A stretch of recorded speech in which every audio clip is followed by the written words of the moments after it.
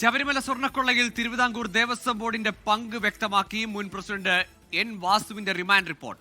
N Vasu സ്വർണം ചെമ്പാക്കിയത് board അംഗങ്ങളുടെ അറിവോടെ എന്നാണ് റിപ്പോർട്ടിലുള്ളത്. വാസു കവർച്ചയ്ക്ക് ഒത്താശ ചെയ്തുവെന്നും ദേവസ്വം ഉദ്യോഗസ്ഥർ ഉണ്ണികൃഷ്ണൻ പോറ്റി എന്നിവരുടെ മൊഴിയിൽ വാസുവിന്റെ പങ്ക് വ്യക്തമെന്നും റിപ്പോർട്ട് വ്യക്തമാക്കുന്നു.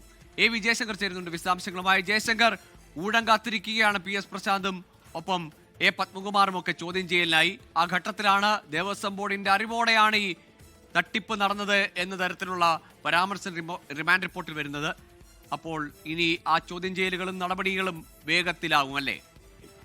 ഗോകുൽ, ഈ റിമാൻഡ് റിപ്പോർട്ടിന്റെ പകർപ്പാണ് ഇന്ന് പുറത്തു വന്നത്. ഈ കേസുമായി ബന്ധപ്പെട്ട് എൻ വാസുവിന് കൃത്യമായ പങ്കുണ്ടെന്ന വിവരങ്ങൾ കഴിഞ്ഞ ദിവസം തന്നെ ഈ വാസുവിനെ കോടതിയിൽ ഹാജരാക്കിയതിന് പിന്നാലെ പുറത്തു വന്നിരുന്നു. എന്തായാലും എൻ വാസു സ്വർണം ചെമ്പാക്കിയത് ദേവസ്വം ബോർഡിന്റെ അറിവോടെ എന്നാണ് ഈ റിമാൻഡ് റിപ്പോർട്ട് വായിക്കുമ്പോൾ മനസ്സിലാകുന്നത്. ഒപ്പം തന്നെ ദേവസ്വം ബോർഡ് ഉദ്യോഗസ്ഥർ ഒപ്പം തന്നെ ഉണ്ണികൃഷ്ണൻ പോറ്റിയുടെയും എന്നിവരുടെയും മൊഴികളിൽ നിന്നും ഈ വാസുവിന്റെ പങ്ക് വ്യക്തമാണ്. ഈ കഴിഞ്ഞ ദിവസം തന്നെ കോടതിയിൽ ഹാജരാക്കിയ ഘട്ടത്തിൽ കൃത്യമായ തെളിവ് വാസു ഗൂഢാലോചന നടത്തി ഉൾപ്പെടെയുള്ള കാര്യങ്ങൾക്ക് കിട്ടി എന്ന തലത്തിൽ SIT കോടതിയെ അറിയിക്കുകയും ചെയ്തിരുന്നു. ഈ സുധീഷ് കുമാറിന്റെ ഉൾപ്പെടെ മൊഴിയാണ് വാസുവിന് വലിയ വിനയായി ഈ കേസിൽ മാറിയത്. കാരണം എല്ലാം വാസുവിന് അറിയാമായിരുന്നു എന്നൊരു മൊഴിയാണ് അദ്ദേഹം നൽകിയത്.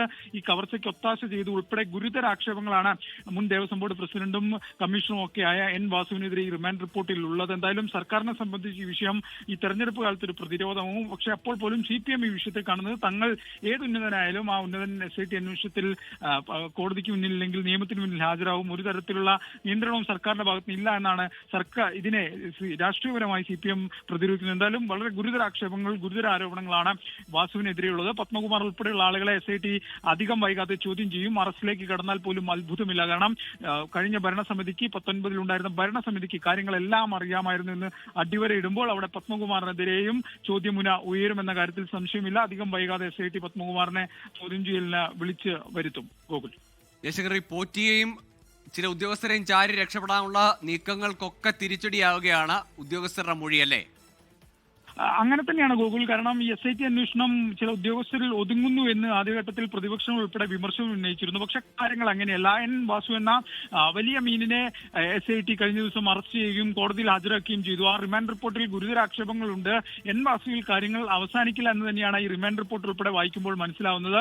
കൂടുതൽ പേർ ഈ വിഷയവുമായി ബന്ധപ്പെട്ട് പിടിയിലാകും. ഇന്ന് ഈ SIT ഈ വിഷയവുമായി ബന്ധപ്പെട്ട് കഴിഞ്ഞ ദിവസം അഴിമതി നിരോധന നിയമം കൂടി ഇതിന്റെ പരിധിയിൽ കൊണ്ടുവന്നിട്ടുണ്ട്. അത്തരം ഒരു വകുപ്പ് കൂടി കേസുമായി ബന്ധപ്പെട്ട് ചുമത്തിയിട്ടുണ്ട്. അതുകൊണ്ട് തന്നെ കാര്യങ്ങൾ കൂടുതൽ ഗുരുതരമാകും. ഈ ഉദ്യോഗസ്ഥർക്കും ഒപ്പം തന്നെ ഇതുമായി ബന്ധപ്പെട്ട് ഒത്താശ ഇടപാട് ചെയ്ത ദേവസ്വം ബോർഡിന്റെ ഭാഗമായ മുഴുവൻ ആളുകൾക്കും, പ്രത്യേകിച്ച് രാഷ്ട്രീയ നിയമനത്തിന്റെ ഭാഗമായി ബോർഡിൽ എത്തിയ ആളുകൾക്ക് പോലും ഈ അഴിമതി നിരോധന നിയമപ്രകാരം കേസ് വരുമ്പോൾ അത് അവരെ സംബന്ധിച്ച് ഒരു ഊരാക്കുടുക്കാവും. അങ്ങനെ കുടുക്കിട്ട് ഓരോ ഘട്ടത്തിൽ ഓരോ ആളുകളെ SIT എന്തായാലും അവരുടെ വലയിൽ ബ്ലോക്കാക്കി കുടുക്കിക്കൊണ്ടിരിക്കുകയാണ്. ഇനി കൂടുതൽ ഏത് തലത്തിൽ എപ്പോൾ പത്മകുമാറിലേക്ക് എത്തുമെന്നൊരു ചോദ്യം മാത്രമാണ് അവിടെ നിൽക്കുന്നത്. ഏത് നിമിഷവും SIT പത്മകുമാറിനെ ചോദ്യം ചെയ്യാൻ വിളിപ്പിക്കും.